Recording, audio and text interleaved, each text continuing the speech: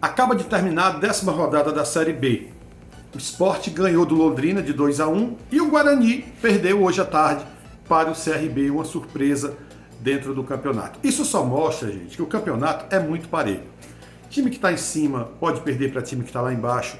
O nível é baixíssimo, baixíssimo. Se você imaginar uma Série B como essa de hoje, sem times grandes, onde o time grande é o Ceará e o Sport, o Vitória da Bahia, né? Os outros times são todos times medianos. O próprio Guarani, campeão brasileiro de 78, já não é lá essas coisas há muitos anos. Há muitos anos.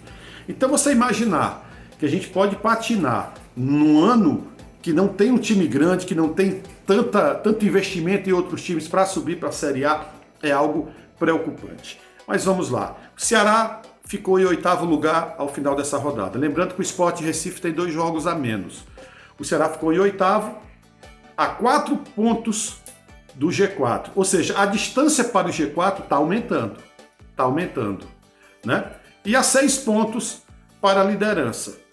Esses 4 pontos diz que na próxima rodada, mesmo a gente ganhando fora de casa, a gente ainda não entra no G4. E torcer para quem está acima não ganhar. Gente, e é complicado você começar a fazer, né, planejamentos pensando em quem está em cima não ganhar. O Ceará tem que fazer a parte dele, independente de qualquer coisa. Mas eu te confesso, muito preocupado com o que o time está apresentando. Principalmente com a leitura de jogo do treinador. Isso está me deixando muito louco. Eu fui fazer um react da entrevista dele, da última entrevista, tá? Essa do jogo contra a Chapecoense. Gente, eu te confesso, eu desisti. Eu desisti. Foram 24 minutos de entrevista e eu desisti de fazer o react. Se vocês quiserem, eu posso fazer. Eu vou até pedir para vocês opinar aqui se querem que eu faça esse react ou não. Gente, são muitos pontos a serem, sabe, questionados. Eu diria que quase todas as respostas dele, ele começa dizendo parabéns ao repórter, agradece ao repórter pela pergunta e responde completamente fora de contexto. É algo assim assustador. Parece que a gente vê um jogo e ele vê outro jogo. Parece que a cabeça dele é diferente da gente. Parece que a gente está vendo esportes diferentes, sabe? Porque esse cara dizer que o Ceará jogou contra a Chapecoense e a Chapecoense foi um time reativo, pelo amor de Deus, ele assistiu completamente diferente o jogo, ele leu completamente diferente o jogo de toda a torcida, porque eu não acredito que tem um torcedor do Ceará que chegue aqui no canal e vai dizer eu gostei do resultado, mas eu também gostei do desempenho. É quase que unânime a crítica ao desempenho do time. É quase que unânime. Eu diria 99,9% da torcida não está satisfeita com o que o Ceará vem apresentando. E aí eu vou falar outra coisa para vocês que é bem preocupante. Vamos para Goiânia cheio de desfalque. Isso tem um lado positivo e isso tem um lado negativo. O lado positivo qual é? É a gente forçar ele a colocar em campo os jogadores que não estão jogando e que a gente acha que merece oportunidade. Por exemplo, o Zé Ricardo, Guilherme Castilho, Chay. Como é que seria o meio de campo? Zé Ricardo, Guilherme Castilho e Chay? Né? Como é que seria esse meio campo? Né? Possibilidade de entrar o Pulga na esquerda.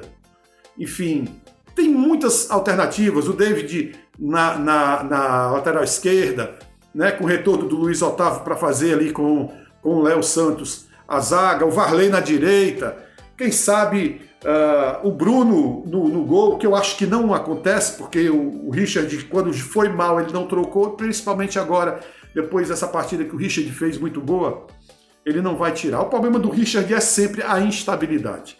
A gente não sabe quando ele vai errar, quando ele vai acertar, e a crítica ao Richard é exatamente isso, a inconstância dele.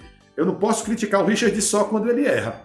A gente tem que ser muito coerente quando vai criticar o ser humano, porque, afinal de contas, é um profissional que a gente vai tecer algum comentário sobre a vida dele, profissional, e aí a gente não pode criticar só quando o cara erra. O que eu critico ao Richard é a instabilidade. São 5 anos de Ceará, 5 anos de instabilidade do Richard, partidas memoráveis. E gols assim absurdos que ele leva, que a gente fica pensando como é que ele conseguiu levar esses gols, né? Então tem esse lado positivo, que é o lado de você ter a possibilidade de entrar novos jogadores. E quem sabe esses jogadores entram e mostram a ele que tem possibilidade. Mas a gente queria também ver o Pedro Lucas, queria ver o Pedrinho jogando, né? A gente queria ver mais desse elenco do Ceará. Outra coisa que me preocupa muito é ouvir da boca do Barroca que o Ceará tem o mesmo nível de jogadores. Gente, não tem o mesmo nível. Tanto é que ele improvisa jogadores, né? Não tem o mesmo nível. O jogador que entra não rende a mesma coisa que rende o titular. Isso, quando era o Mourinho, nós tínhamos essa dúvida. O time titular é um time bom. Quando entra o reserva, não mantém o mesmo padrão. Mas aí, quando ele jogava os titulares, aí o time reagia, era o time forte, a gente tinha essa conversa. O Barroca botou todo mundo dentro de um saco, misturou tudo e hoje está todo mundo no mesmo nível, ou seja, um nível baixíssimo. Sabe? Eu acho que a gente vai ter muito que trabalhar para organizar isso. Tem 14 dias depois do jogo do CRB em casa. Esses 14 dias, eu não sei se vai ser bom, não sei se vai ser ruim, mas eu espero que ele consiga melhorar o padrão de jogo do time, que o time entregue mais. Porque assim, tá ganhando, beleza. Mas na hora que precisar jogar realmente para ganhar, a gente não vai conseguir jogar.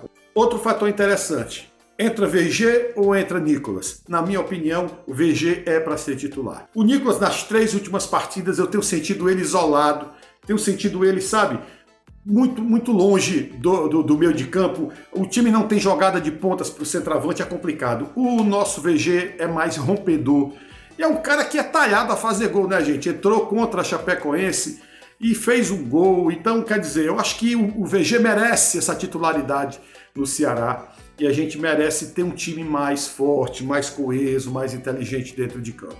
O Atlético, adversário de terça-feira, ele perdeu de 3-0 para o time do Criciúma. É um time que também está estável, está muito instável no campeonato. Pode ser que o Ceará vá lá e ganhe, é acostumado a fazer isso. Mas não deixa de ser um jogo muito difícil lá em Goiânia, sempre contra o Atlético. É torcer para o Ceará, gente, fazer o que a gente menos espera. O improvável, ganhar, sem ter padrão de jogo, sem entregar o que a torcida gostaria de ter, que é um time jogando realmente futebol que convença, né? Vencer e convencer. Mas os 3 pontos estão chegando e a gente, por enquanto, está aí ainda na briga pelo G4, na briga por entrar. Não pode se afastar disso. A gente espera que esses 14 dias sirvam para alguma coisa. O Ceará precisa definitivamente pontuar em casa, precisa ir para esse recesso de 14 dias com a cabeça mais tranquila, se não tiver no G4, mas pelo menos próximo brigando por isso. Em relação à gestão do Ceará, mais uma vez a gente vai falar dela, eu queria que o presidente do Ceará fosse assim. Vou colocar o vídeo para vocês. Olá pessoal, boa tarde. A gente vem aqui oficialmente, em nome do clube, falar sobre a transferência do Moisés, né, dentro da transparência que nos é peculiar. Moisés está sendo negociado para o Cruz Azul do México. O Fortaleza está vendendo 90% dos direitos econômicos do Moisés. Dos 10 que sobram, 9 são do Fortaleza e 1 da outra equipe, que tinha o percentual do Moisés. O valor de venda do Moisés é exatamente 4 milhões e 800 mil dólares por esse percentual e vai ser pago em 3 pagamentos. O primeiro pagamento à vista de imediato, 3 milhões de dólares, mais uma parcela de 900 mil dólares para janeiro de 2024 e outra parcela de 900 mil dólares para junho de 2024.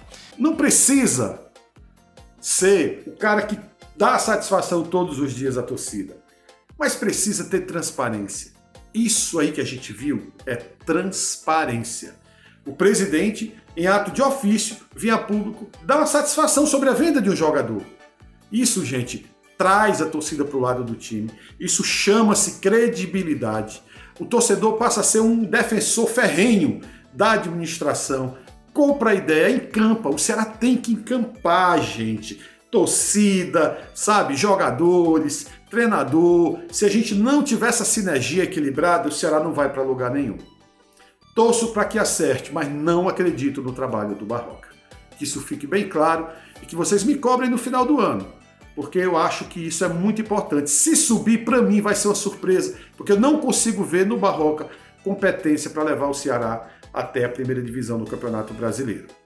Uma boa noite de domingo para vocês, uma semana abençoada que se inicia hoje, cheio da presença de Deus, que Deus proteja vocês e as suas famílias e que a gente tenha uma semana maravilhosa, principalmente com as vitórias do Vozão, que a gente vai ficar muito feliz em comemorar juntos. Deus abençoe a todos, a gente se vê por aí.